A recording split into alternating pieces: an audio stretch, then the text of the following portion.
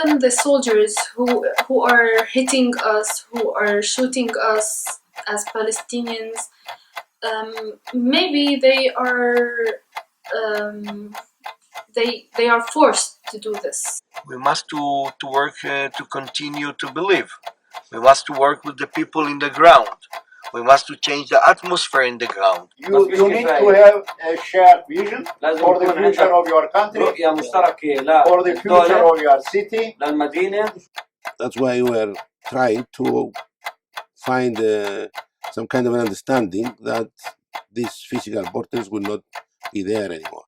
The idealizations, the new states of existence or states of coexistence should always come from stakeholder perspectives.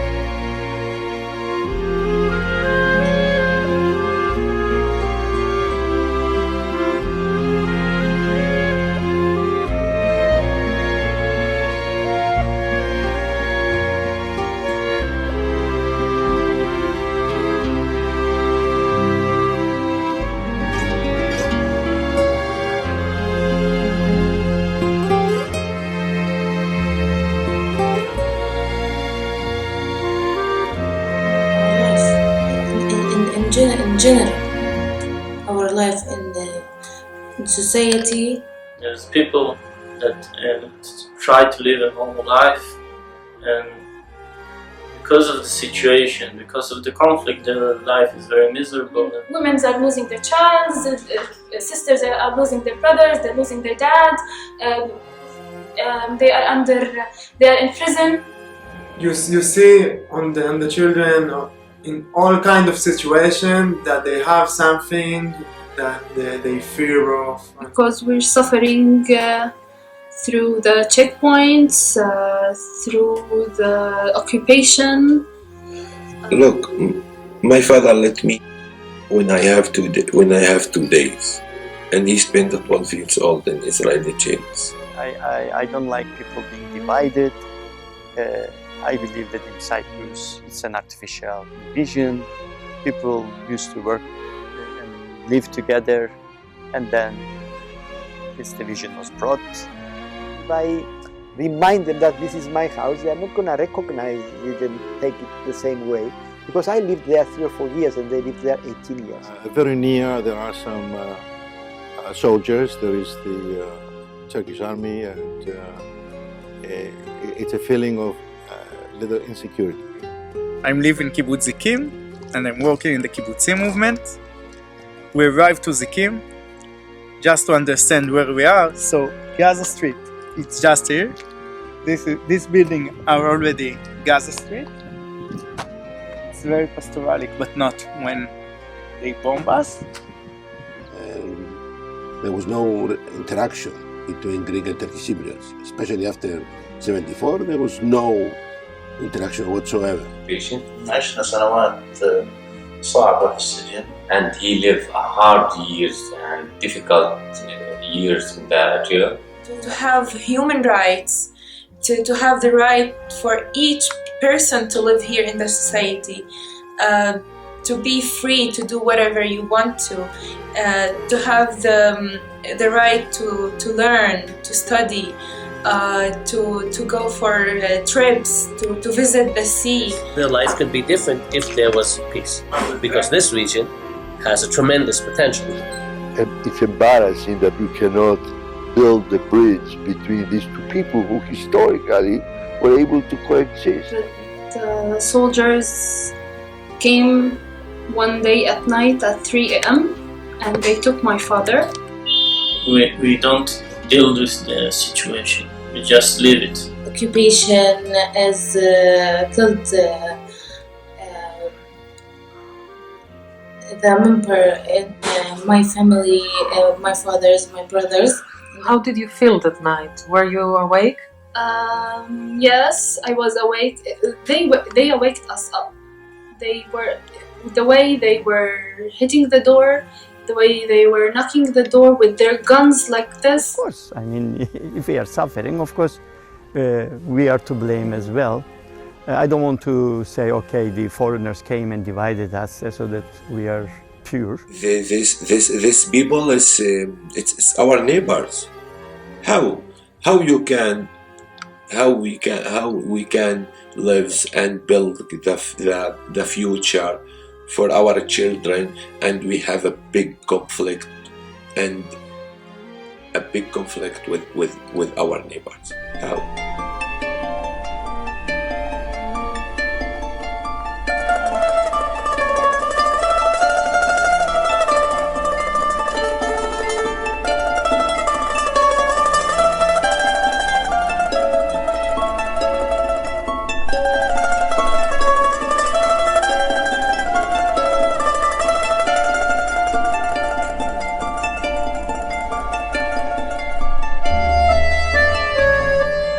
Well, I don't know. It's difficult to say again. One thing that I'm sure I can say is that when I went first through, although I went through a border for many years, and still, perhaps to now, the borders are still there inside you, inside me in that case. Border for me is a kind of a line that that doesn't let me get through something, or that kind of constrains some things for me. Border to me is in Cyprus is a painful thing, and actually we try not to use the word border.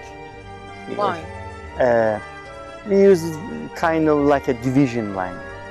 It just happened, it was imposed on us. The word border always reminds me, of course, of the division of my country. And this imposes a border in my mind, because I cannot cross over there. And we couldn't cross for many years.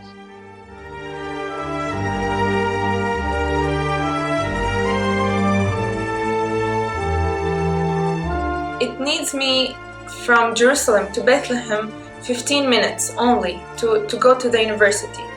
But instead, with the checkpoints and with the barriers, I need 2 hours a day to go from my home to the university. This conflict is in both sides of the borders, and the civilians in both sides of the borders don't have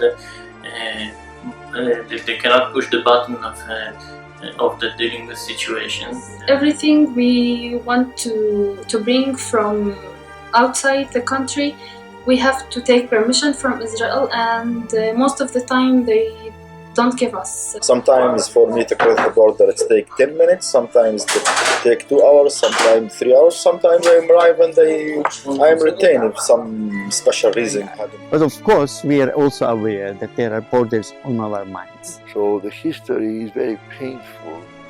The fact that we are now at this spot and divides this island, this beautiful land, into 2 separate entities is very painful to me, that's all. Borders that usually sort of labeling the other as the enemy, or as something that inhuman.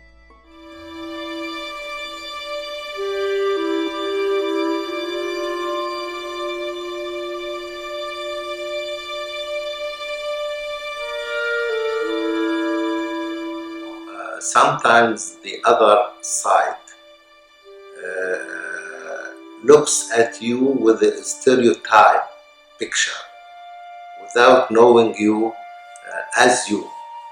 We don't want to make our society more beautiful than it, but we want them to know our society as it. Stereotypes in a conflict area is when people have a wrong picture of what the concept means. When we first met, the situation was we were with the United Nations. Who am I and what is he? Mayor Oh, what is it? Me, mayor? No, no. You are a Greek, you are the mayor of the Greek part of Nicosia, and I am the mayor of the Turkish part of Nicosia, and we don't recognize each other. You tell them that there is bad people in the other side of the border, but not all of them. I don't hate anyone to start with, but I mean, some people believe in peace, while others believe that this is our country and we have to give this country back. Everything that they now have belonged once to us. But this is the land where Jesus walked. There's no question about this. My mother wouldn't allow me to take my bike and go into the Turkish area, which I was doing every now and then and playing with the Turkish kids. But I wasn't telling my parents because they would tell me that this is not a good idea, that I would be in danger, that they might kidnap me or kill me. Unfortunately, you see, the national narratives are practically part of the propaganda. The propaganda continues, maybe sometimes openly, sometimes in a kind of a more sophisticated, hidden way. So if I'm taught that all of the Palestinians are terrorists, or the Palestinians are taught that all of the Israelis are brutal soldiers, if you never have a chance to meet an Israeli and you never have a chance to meet a Palestinian, then that's what you have. What he hears is only half of this story, and maybe it's a distorted form of the story, because like his or her counterpart on the other side also is going through the same disinformation or misinformation. When you have only limited perspectives being broadcasted through the media, and the media is so powerful, they reverberate the same narrative. It's a misperception of the problem that, of the situation that creates the conflicts actually. It's one of the reasons why it's difficult to communicate with the other side. No matter if they speak the same language, they have different concepts, different terms, codes. The moment you can see the world from the eyes of another person standing or sitting somewhere else, you see more of the world. In order to create new stereotypes or new data about situations that do not exist, we need to forget. We need to defactualize. Perhaps the most important political action one can do as a person is to meet at least one person from the other side and be able to say that he's a friend with him.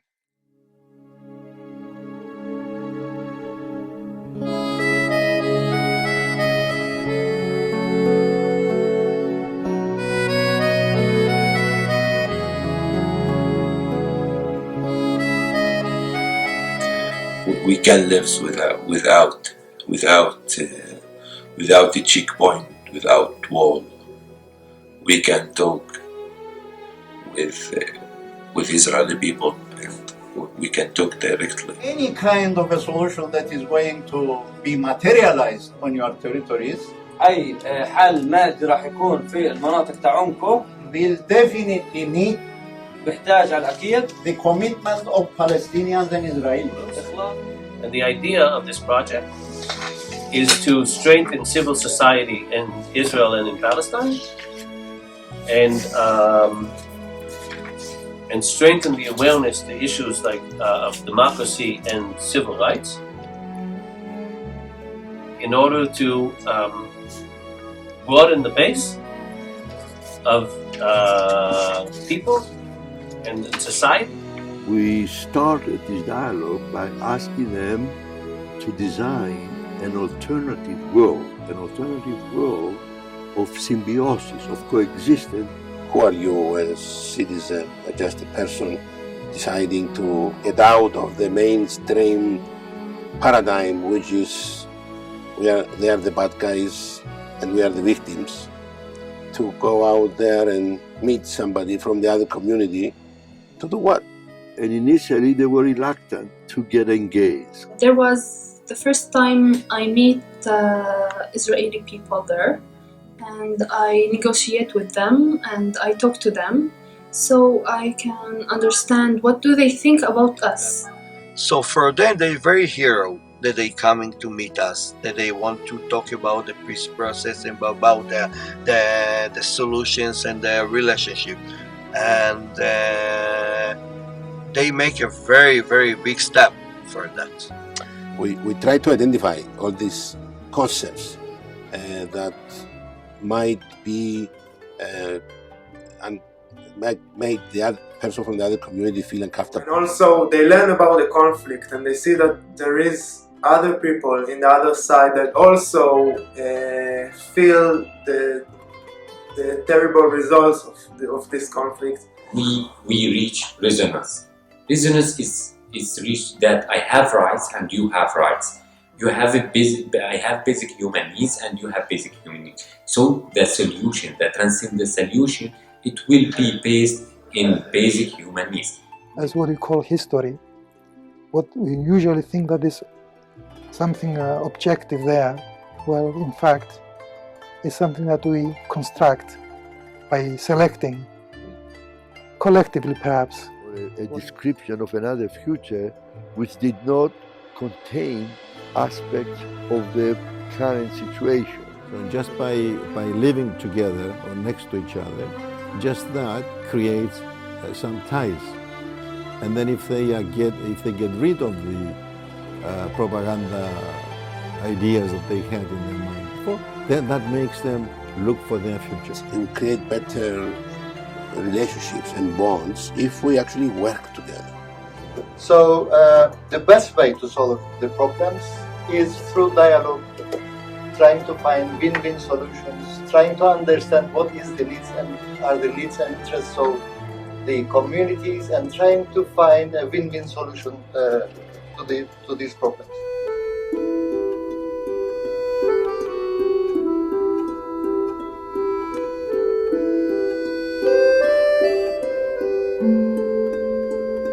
The only approach that I'm aware of for emancipation is the capacity to engage in meaningful dialogue. We don't have to start from scratch. There is the science of dialogic design that begins by constructing a shared vision between participants in a dialogue. In light of the contemporary complexity, namely that the problems of today are strongly coupled, they're actually a system of problems, we needed to find a methodology to support people to cross disciplinary boundaries, functional boundaries. We shared everything that would make our life better. We shared our ideas about politics, about business, non-education. One of the things that this does is that it allows people to say, one second, but I never thought of, I didn't know about this approach. I didn't think of it this way. Or maybe there's other things that I didn't think about. And I believe that it's very, very important to push the negotiations and the talkings and the meetings between the communities and between the civil societies, because it's very important for the area. During these dialogues, they understood what we want and what we think of and how we think of everything. You actually talk to other people, you actually dialogue with them, and understand that they have something different, but it's not really wrong, it's actually pretty good. It is not my own. And so I try to incorporate the good part of what I can get from them into my own self. These people end up by developing a common vision, a shared vision, and they also develop a language to describe that vision. And this is a very powerful tool, because like in order to build a house, you need to have some dream first, what you expect from this house, and then you need to have some designs, and then you go into the actual construction. With the best intentions, sometimes even leaders who have very good intentions, and they want to engage people in a dialogue, they don't know how to do it. They don't have the tools or the methodology for meaningful engagements, so they fail. Personally, I learned from them And I'm sure that they learned from me because we shared for the first time experiences.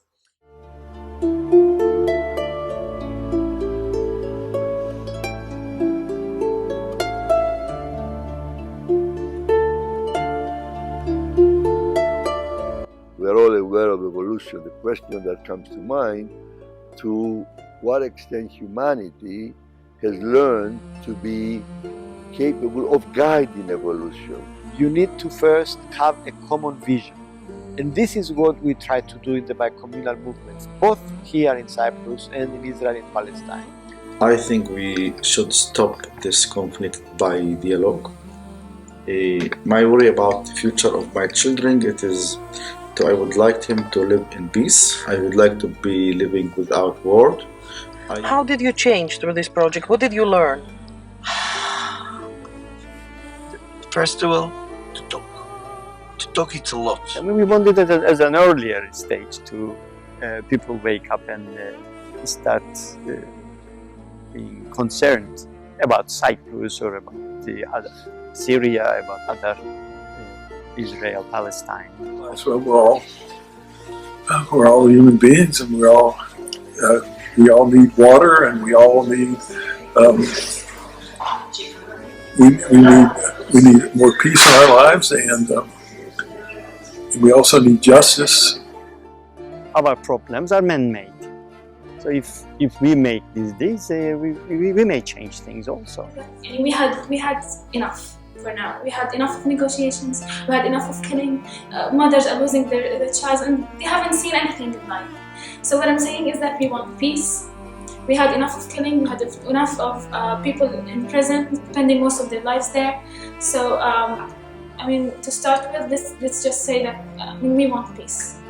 The history of the past, we read it. We are taught when we go to school. The history of the future, we have to create it together, collectively, and that is why we need help. The world is full of problems, especially around Cyprus. I mean, needless to say, it's everywhere. There's a fire all around us. People suffer. So be open-minded and try to see things in a more balanced way and look for the truth, but the truth. Nothing but the truth. If you always generalize, if you always label the other as the enemy, if you always think that for you to win, the other one has to lose, you, in a way, create situations where it's difficult for the communication to take place. We as Palestinians, we're always we have hope. If I don't have hope, I wouldn't sit here and I wouldn't be in Palestine. I would go abroad, immigrate.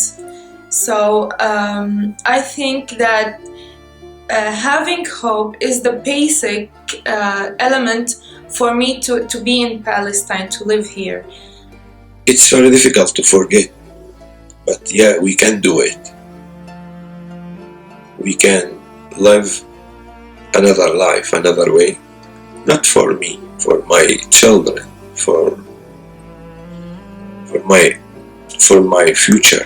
I want to have equal rights with Israelis. I want to have peace, to live happily, to have everything that anyone in the world have. You're living, but you don't have a reason for living. So when you have hope, you're aiming to do something in the future, and you are believing that this thing might happen, and it will happen eventually, hopefully.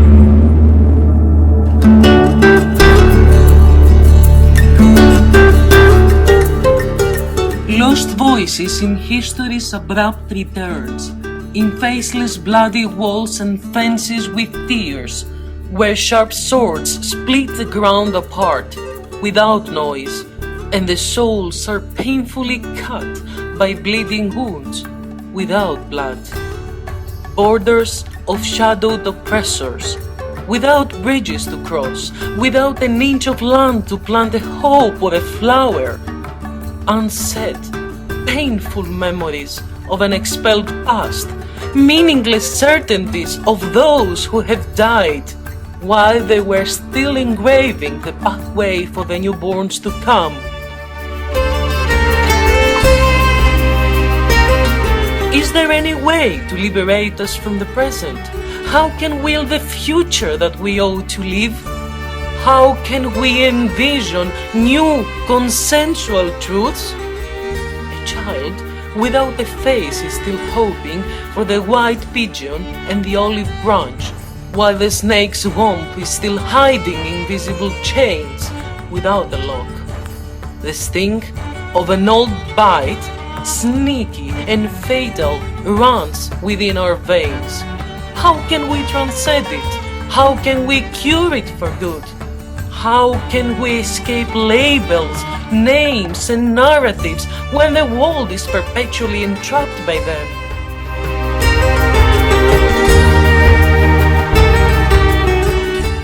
Beyond walls, beyond borders, there is groundless ground for a new revolution to emerge, by the people and for the people, as the pathway for an ideal, common future.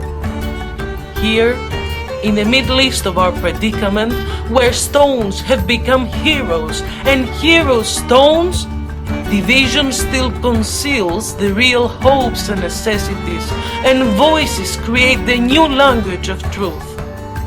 Barrier ahead, slow down. The power of people sees no barriers. Let us overcome them. Let us dialogue beyond them.